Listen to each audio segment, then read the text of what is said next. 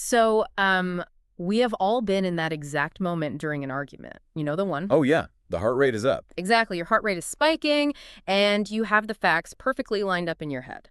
The logic is just absolutely bulletproof. Right. And you're just sitting there waiting for the other person's brain to finally catch up and admit defeat. Because there's a literal physiological rush to being right.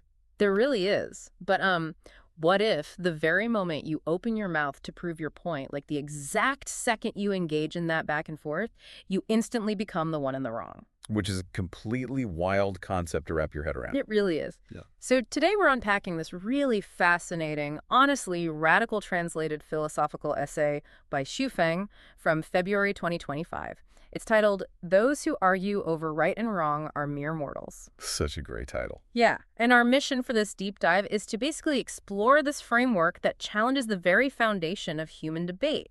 We're talking about the biological and, well, the psychological urge to be correct.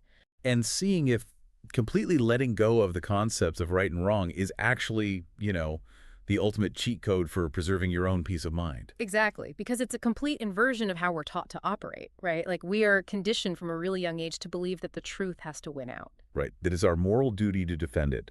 We treat arguments as this mechanism for finding objective reality. But Swiffing essentially takes this concept of right and wrong and strips it of all its power. Yeah, he argues that the desire to debate is actually a fundamental flaw. It makes you a, quote, mere mortal. So to understand why, we first need to look at how the text breaks down the sheer absurdity of trying to change something's inherent nature. The analogies in the source material are just striking. They really are. Let's look at the baseline ones first. So the essay asks us to picture a fly and a bee having a dispute over right and wrong. Right, so the fly naturally feeds on waste, and the bee gathers nectar. Yeah, and if they were to argue over whose lifestyle is correct, who actually wins that debate? Well, according to Feng, neither is inherently wrong in their fundamental nature. But the one who actually bothers to argue, that's the one making the error. Because a fly is perfectly designed to be a fly, and the bee is perfectly designed to be a bee. Exactly. And the absurdity gets glaringly obvious when you look at the animal kingdom. Like, a cat cannot look at a mouse and declare the mouse morally wrong for digging holes. Right. Or a wolf isn't committing some ethical violation for hunting a sheep. No, because their entire existences, their behaviors, and their survival mechanisms, they're fundamentally programmed differently by nature. And we readily accept that biological reality in animals, right? No. We never question that. We don't. But the philosophy here argues that humans are bound by similar, deeply ingrained, unchangeable natural dispositions. There's this really striking, quiet image introduced right after those animal examples. It paints a picture of a blade of grass and a towering tree locked in a dispute. Oh, I love that one. Right. And the philosophy asserts that the one who remains silent is the one who is right. The grass can't become the tree, and the tree can't become the grass. But then the text scales this concept up to human constructs, which is where the friction really starts to hit for us. Yeah, it points out the impossibility of massive ideological clashes, like asking who is right when Christianity and Buddhism argue. Or when a university professor tries to debate a 3-year-old child. Which is such a funny mental image. Or my favorite, a walnut and a watermelon. Yes, the walnut and the watermelon. But, this sounds a bit like getting mad at a fish for not knowing how to climb a tree, right? Or screaming at a brick wall for being made of clay. That's a perfect way to put it. You're dealing with entities that possess entirely different natures and trajectories. Like the professor and the toddler. It's not a debate of facts. It's a fundamental mismatch of developmental stages. Exactly. There's no shared ground on which to even build an argument.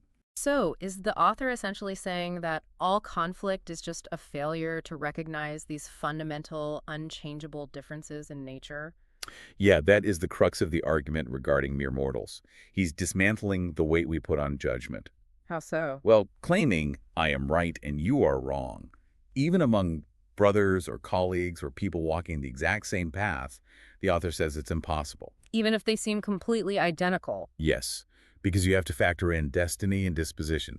One person might be on a trajectory toward heaven, so to speak, and the other toward hell. Wow. So their internal wiring is just completely different, regardless of their environment. Exactly. Judgments simply do not hold any weight when you factor that in. Which completely contradicts our modern social instincts. Like, if I'm arguing with the sibling, my first thought is, we share the same DNA, we grew up in the same house, you should see this my way. Right. We constantly assume that shared proximity equals shared nature, Yeah, we do. and it leads to endless frustration. Yeah. The text addresses this with the example of husbands and wives.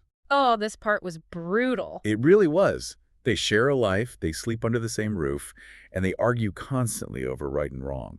And when they ultimately part ways, the essay bluntly asks, who was actually right? And the answer is neither, really.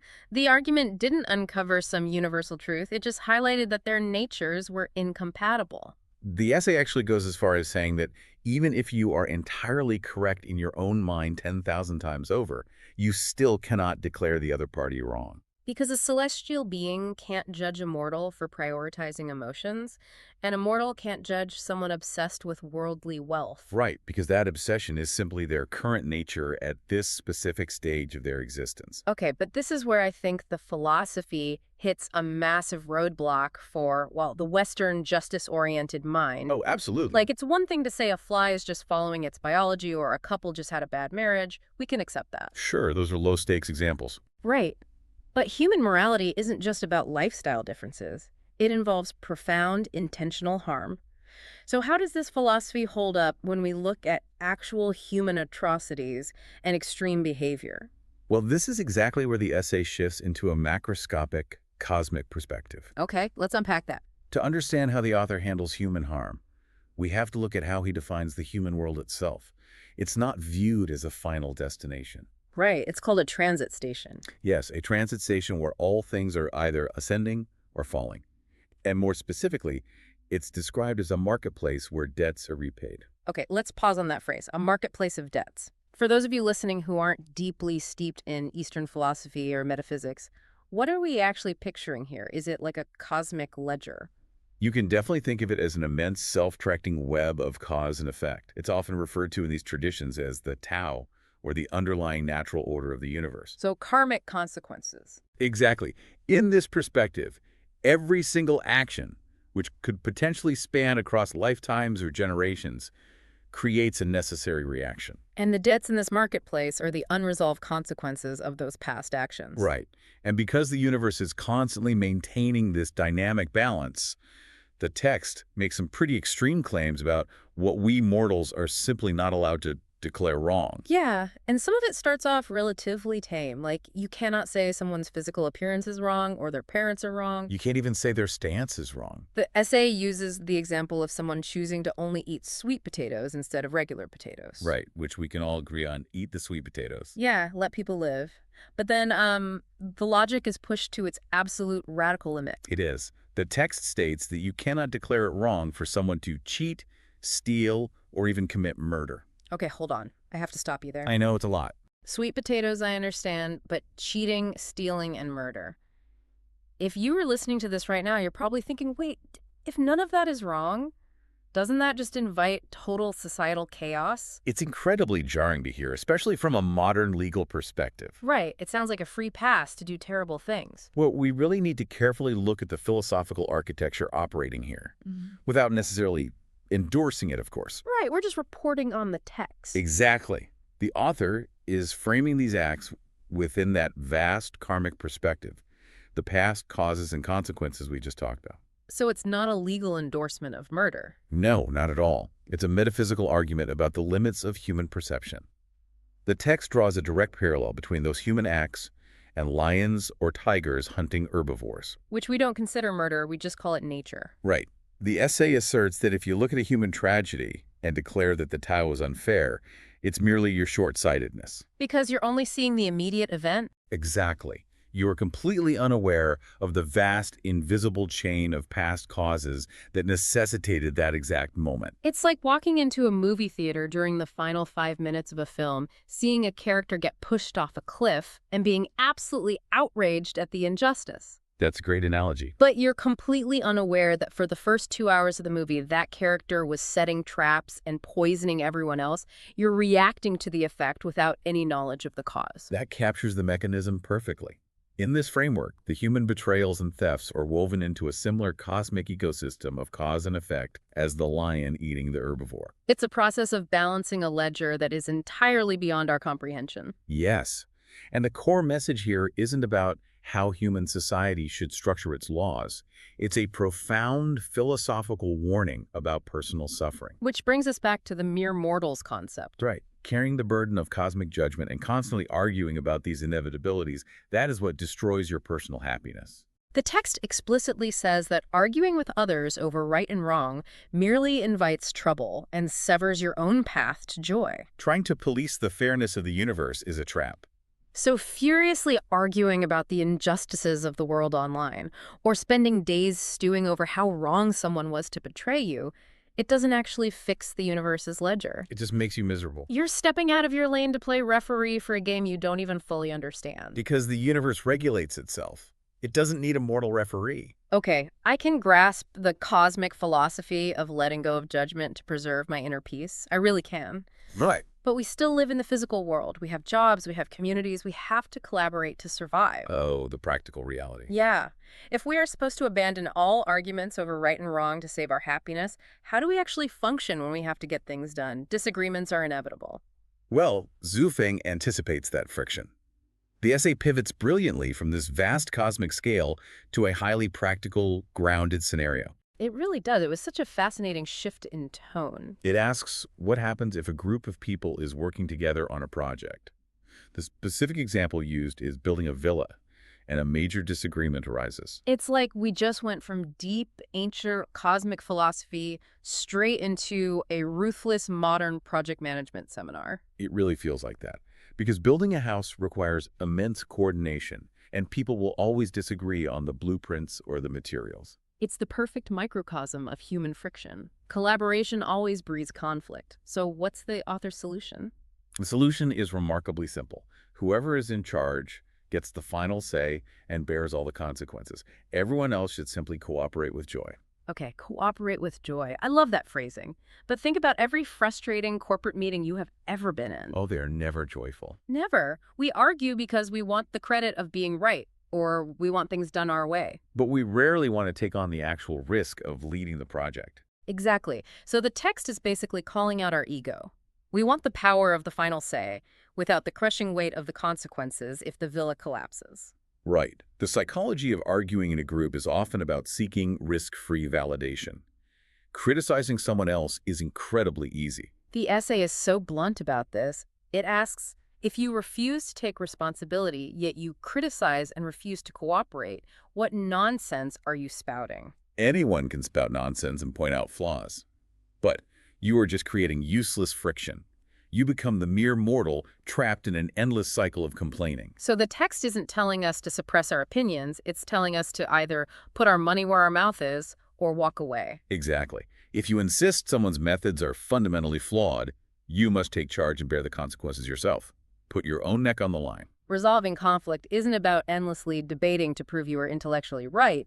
It's about ownership and action. You either take ownership of the project and its karmic outcomes, or you surrender to the leader's vision joyfully. But wait, what if the person in charge is genuinely incompetent? Like, their methods are objectively terrible, and the roof is definitely going to collapse. Well, the text doesn't tell you to blindly follow them off a cliff. Oh, good. It provides a third, equally simple option. If you believe the person lacks the character or qualifications to lead, the conflict resolution is straightforward. Leave them and walk your own path. You just walk away. You exit the situation entirely to maintain your peace. The argument ceases to exist because you remove yourself from the equation. You aren't trying to force a watermelon to be a walnut anymore. Exactly. You leave the watermelon to build its own flawed villa, and you go do your own thing. I love that. It ties the practical advice beautifully back to the main theme. The trap of the mere mortal is staying in a situation, refusing to lead, refusing to follow, and just endlessly complaining. To maintain your peace, you make a proactive choice. Take ownership, follow joyfully, or exit. Walking your own path is the easiest way to resolve the conflict of right and wrong. Okay, so as we bring this journey full circle, how can you, the listener, apply this to step away from being caught in endless arguments?